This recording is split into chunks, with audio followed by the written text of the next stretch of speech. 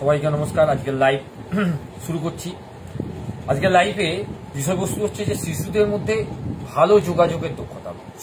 ভালো যোগাযোগ মানে কি? এই যে রাস্তাঘাটে ফোন নিয়ে যোগাযোগ বা আদার্স কোনো যোগাযোগ না, এইটা নয়।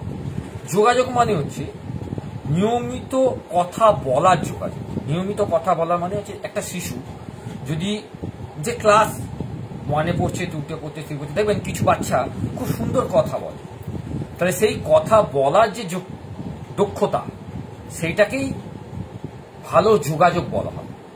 অর্থাৎ এই যোগাযোগ, এই কথা বলার দক্ষতাই তাকে আগামী দিনে এগিয়ে নিয়ে যাবে। আবার অনেক শিশু আছে যারা কথা বলেই না, একদম মুখ চুপ। টিচার 4টে প্রশ্ন করলে সে হয়তো একটা প্রশ্ন উত্তর দিচ্ছে, বা 100টা প্রশ্ন করলে 2টো প্রশ্ন। সেক্ষেত্রে একটা প্রবলেম সৃষ্টি হয়।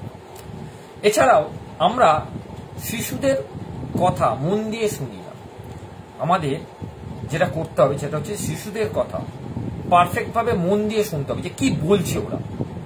আমরা কথা উড়ি দেয়, না তোর কথা এখন শুনে লাভ নেই, বড় হবি তখন শুনবো না, এটা নয়। আমাদের ওদের কথাটাকে মন দিয়ে শুনতে হবে। যদি আমরা ওদের কথাটাকে মন দিয়ে শুনি, তাহলে আমাদের ভালো লাগা এবং ওই শিশুটা কি বলতে চাইছে, বা অন্যের বাচ্চা হোক বা নিজের বাচ্চা হোক, নিজের বাচ্চার ক্ষেত্রেই বলছি, কি বলতে চাইছে, তাহলে কিন্তু বিষয়টা অনেক বেশি আমাদের কাছে ক্লিয়ার হয়ে যাবে।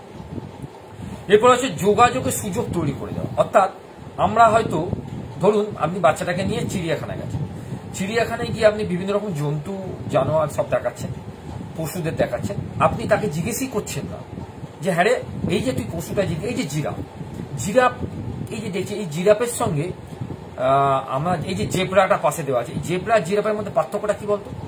ও তখন বললো না, এটা দুটো তো এই ব্যাপার, এই বৃত্তান্ত। আচ্ছা, খুব ভালো কথা। আচ্ছা, জেব্রা আর জিরাফের কমন ব্যাপারটা কি হতো? না, কমন ব্যাপার দেখ, দুটোতেই কিন্তু জেড আছে। অর্থাৎ আমি তাকে যোগাযোগের যে মাধ্যমগুলো সেইগুলোকে তুলে ধরছি। যদি যোগাযোগের মাধ্যমগুলোকে তুলে ধরি, তাহলে ব্যাপারটা আমাদের কাছে অনেক বেশি ইজি হয়ে যাবে। আর যদি তুলে না ধরি, তাহলে হয়তো ব্যাপারটা অনেক বেশি ইজি হবে না। এবং তার সঙ্গে আমাদের ইতিবাচক শক্তিকে বৃদ্ধি করতে হবে। সবসময় পজিটিভ কথা ওদেরকে বলতে হবে, পজিটিভ ওয়ে গুলো দেখাতে হবে। আমরা সবসময় বলবো রবীন্দ্রনাথ, রাজারাম মোহন রায়, বিদ্যাসাগর, বিবেকানন্দ, এদের কথার যে পজিটিভ জায়গাগুলো ওনারা করে গেছে, সেই পজিটিভ জায়গাগুলোকে ওনাদের কি দিয়ে আমরা আপনাদের বাচ্চাদেরকে ধরিয়ে দেবো, যে দেখ বিবেকানন্দ এই পজিটিভ দিকগুলো করে। আচ্ছা, রবীন্দ্রনাথ সে সবসময় তো পড়াশোনা করতো না, বিভিন্ন রকম অ্যাক্টিভিটি গুলো করতো, তার সঙ্গে এই অ্যাক্টিভিটিটা কিন্তু মিলছে। অর্থাৎ তাকেও কিন্তু ওই জায়গাটা থেকে তাকে বোঝানো, বাচ্চাটাকে বোঝানো যে রবীন্দ্রনাথ এটা করেছে, বিবেকানন্দ এটা করেছে, বিদ্যাসাগর এটা করেছে। তাহলে কি হবে? তার মধ্যে পজিটিভ এনার্জিটা অনেক বেশি গ্রোথ হবে। তারপরে তাদের আত্মবিশ্বাস বাড়ানোর যেটা পজিটিভ এনার্জি দিয়ে আসবে, তাদের সাথে খেলা করবে। খেলা বলতে কি করবে?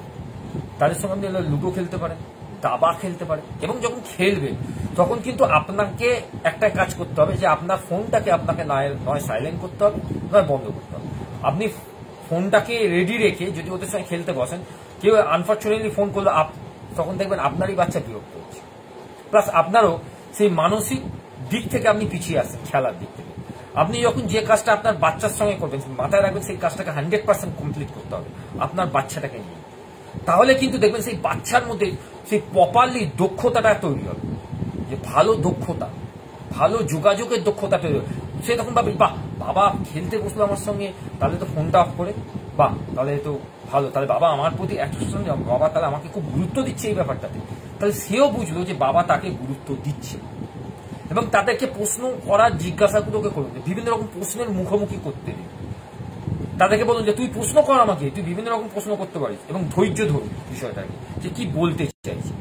এবং তার সঙ্গে তো সৃজনশীলতার বিকাশ আছে।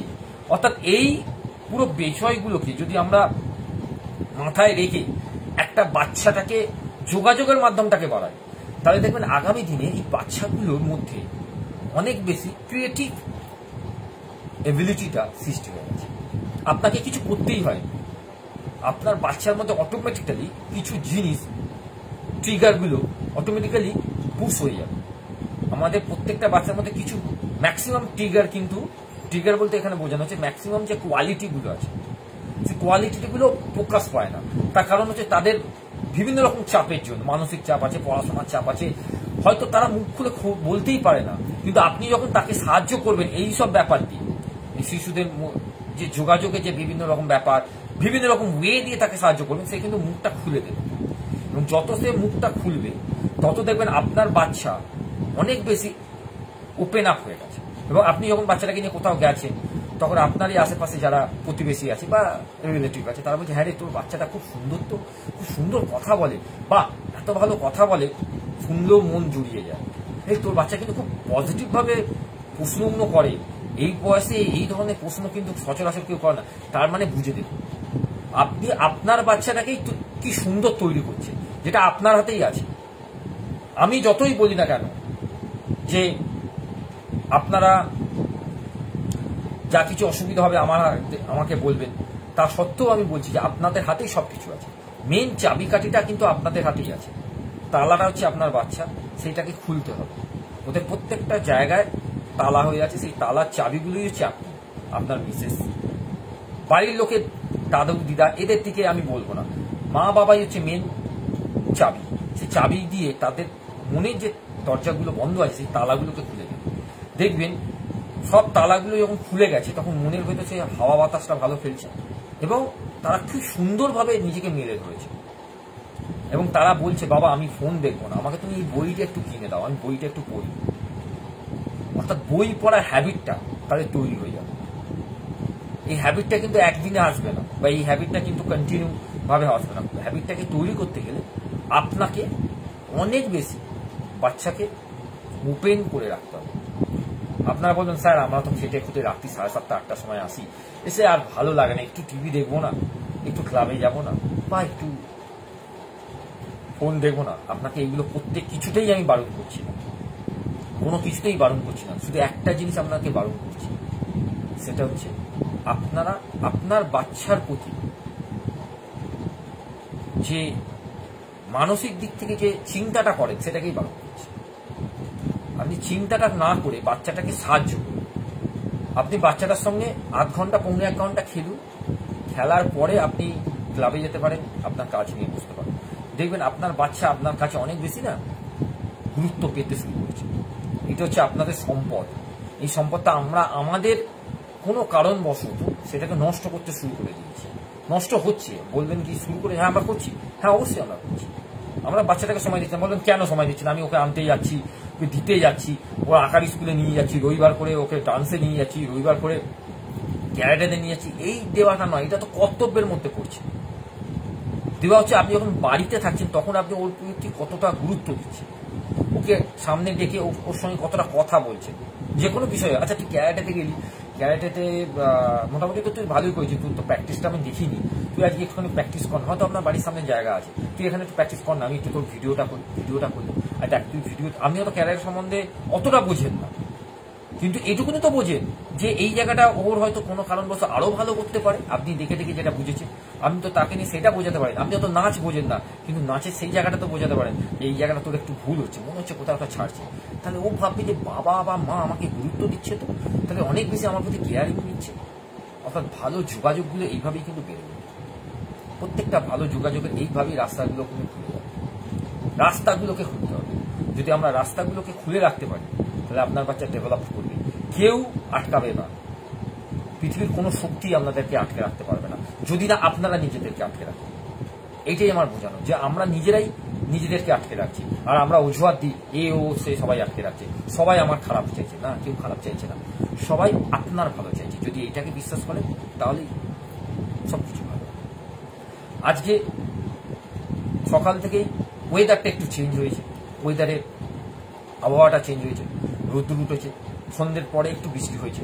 তাই সকালবেলা ওয়েদার চেঞ্জ, এবং সেই ওয়েদার চেঞ্জের সঙ্গে কিছু মানুষের সঙ্গে পরিচয় হয়েছে, কিছু গাছপালা, কিছু উদ্ভিদের সঙ্গে পরিচয় হয়েছে। হয়তো তাদেরকে অজান্তেই আমি হয়তো কোনো কারণে কষ্ট দিয়ে থাকতে পারি, তার জন্য I am sorry universe, I forgive me universe, যে আমি খুব দুঃখিত এইসব কারণের জন্য যাদেরকে দুঃখ দিয়েছি।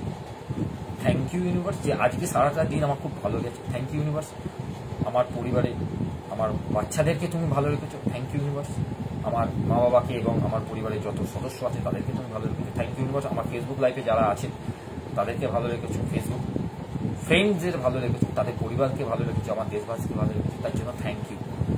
থ্যাংক ইউ ইউনিভার্স এই কারণে যে তুমি আমার দুটো চোখ, কান, নাক, মাথা, আমার শরীরের প্রত্যেকটা অঙ্গ প্রত্যঙ্গকে এখনো পর্যন্ত ঠিক রেখেছো। আমার ভেতরে যে এখনো পর্যন্ত প্রাণ আছে সেটা তোমার জন্যই আছে, তার জন্য থ্যাংক ইউ। থ্যাংক ইউ এই কারণে তুমি উদ্ভিদ, প্রাণী, সকল মানুষের যে জীবনচক্র আছে সেই জীবনচক্রটাকে পারফেক্ট করছো, প্রত্যেকটা কাজকে তুমি পারফেক্টভাবে করছো এবং আমাদেরকে অনেক বেশি সাহায্য করছো, তার জন্য thank you. I love you universe, যে আমরা তোমাকে ভীষণ ভালোবাসি। এই কারণে ভালোবাসি যে তুমি সকলকে ভালো রাখার চেষ্টা করছো, ভালো রাখার জন্য তুমি সবসময় প্রাণপণ চেষ্টা করছো। বাকিটা তো আমরা করব। আমরা তোমার উপর অগাধ বিশ্বাস রাখি যে তুমি আমাদের সবার মধ্যে আছো এবং আমরা সবাই তোমাকে দেখতে পাই, তাই তো পৃথিবী এত সুন্দর নয়। তার সঙ্গে কিছু মানুষ হয়তো এখনো পর্যন্ত কোনো কিছুতে নেগেটিভ কথা বলে ফেলে, সেটা হয়তো তাদের একটা ভুল সিদ্ধান্ত হতে পারে, সেখান থেকেও তারা বেরিয়ে আসবে। এই বিশ্বাস আমরা যারা পজিটিভ ওয়েতে কাজ করি, পজিটিভ ওয়ে নিয়ে সবসময় ভাবি, আমরা সবসময় বিশ্বাস করি। এর জন্য আই লাভ ইউ ইউনিভার্স। আমি জানি, আমরা জানি যে তুমি এদেরকে একদিন পথ থাকবে। অর্থাৎ এই অ্যাফার্মেশনসগুলো যদি আমরা করি প্রতিদিন, আশা করছি এই অ্যাফার্মেশনসের মধ্যে থেকে আপনাদের অনেক ভালো হবে। আমার যেমন ভালো হয়েছে, আমার ভালো বলতে কি হয়েছে বলতে জানেন, আমার ভালো বলতে হয়েছে এই যে আপনাদের সামনে ক্যামেরায় আমি কথা বলতে পারছি, এটাই তো আমার সবচেয়ে ভালো হয়েছে। আমি কথা বলতে আগে হয়তো একটু হলেও অসুবিধা হতো, কিন্তু এখন এত কথা বলি, মানে এত ধরনের কথা বলি, যেখানে মানুষ যারা যারা আমার সঙ্গে দেখা করে বা দেখা হয় তারা বলছে যে তুই এতটা চেঞ্জ হয়ে গেলি কি করে, তুই এত ভাবে এইভাবে কিভাবে কথা বলছিস।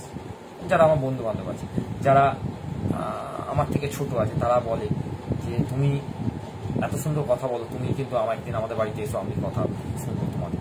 অর্থাৎ এইটাই আমার পাওয়া। এইভাবেই তো ইউনিভার্স আমাকে সাহায্য করছে, আপনাদের ওপর আমার বাচ্চাদেরকে অনেক ভালোভাবে ইউনিভার্স সাহায্য করছে। টাকা পয়সাটা ফ্যাক্টর করছে না, ফ্যাক্টরটা করছে মানসিক শান্তি। আর মানসিক শান্তি তখনই আসবে যখন আপনি নিশ্চিন্ত করে ঘুমোতে পারবেন। আপনি জানেন আপনার পিছনে গোটা বিশ্ব অর্থাৎ মহাবিশ্ব অর্থাৎ ইউনিভার্স আছেন। আপনি যাকেই বিশ্বাস করেন না কেন, যে ভগবানকে বিশ্বাস করেন না কেন, সেটা দুর্গা, কালী, জগদ্ধাত্রী, হনুমানজি, যে কেউ হতে পারে, সে আপনার সামনে সবসময় বিরাজ করছে। আমি যে লাইভ করছি, আমি দেখতে পাচ্ছি আমার উল্টো দিকে আমার ইউনিভার্স বসে আছে এবং শক্তি যোগাচ্ছে আমাকে, বলছে তুমি এগিয়ে যাও, তোমার সঙ্গে দাঁড়িয়ে আছি। সত্যি আমার সঙ্গে আপনারাও আছেন, সেও আছে এবং আপনাদের সঙ্গে তারা আছে, সবাই আছে। অর্থাৎ কালকের লাইভ আমি করবো একটু অন্য ধরনের বলতে লাইভগুলো একটু অন্য ধরনেরই হচ্ছে, বাচ্চাদের রিলেটেড হচ্ছে, যে বাচ্চাদের কি ধরনের উপহার দেওয়া উচিত। এইখানটা আমরা কিন্তু অনেক ভুল করি, যে বাচ্চাদের উপহারের জায়গাটা না আমরা একটু ভুলভাল করে ফেলি।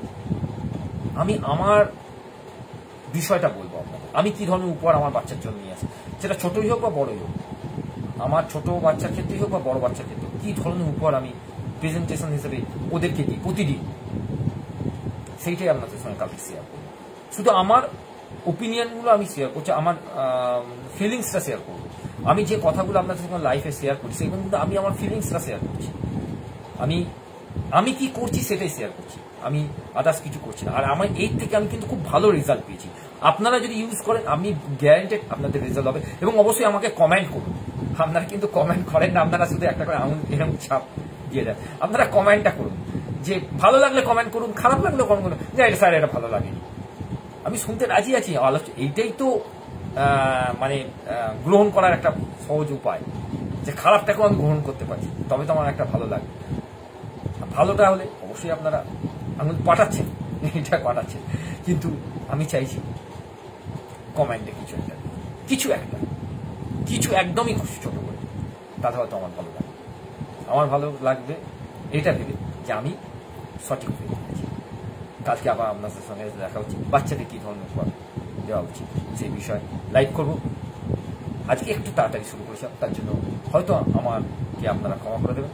চেষ্টা করব সেই রকম টাইমে শুরু করতে। ততক্ষণের জন্য আপনারা সবাই ভালো থাকুন। শুভরাত্রি।